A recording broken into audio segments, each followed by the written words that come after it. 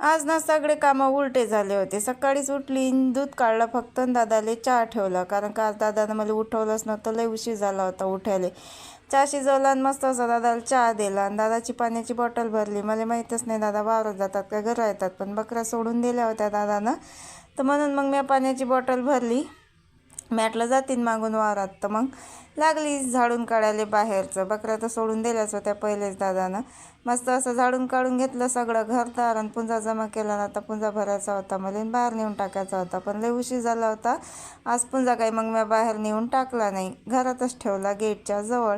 आणि आली मग घरात आपला गोदड्याचा पसारा आवरायला, तो तर आवराच लागते.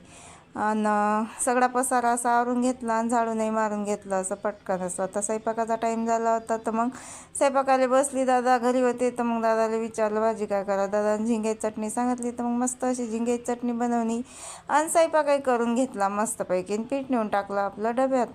सगळा पसारा आवरला होता आणि भांडे आपले जिन्यावर नेऊन ठेवले होते भांडे मी पटकनच. आणि मग काय दादानं आणलं होतं मटण टाकायचं होतं, पण दादा कुठे गेले होते काय माहीत. दादानं मस्त अर्धं कौट आणलं, अर्धंच आणलं होतं, पण मस्त खाल्लं मी. आता तोंडाला अशी मस्त चव आली. मटण टाकून घेतलं आणि भांडे घासायला बसली तर दादाचा जेवायचा टाईम झाला. मग काय अर्धे भांडे घासले आणि दादाला जेवण दिलं. मग खरबूज होतं, मग कापून ठेवलं. दादा कापून ठेवलं की मस्त असं खरबूज खातात, काही बी खातात, दिलं तर हातानं मागत नाहीत, ते तुम्हाला कालच सांगितलं मी.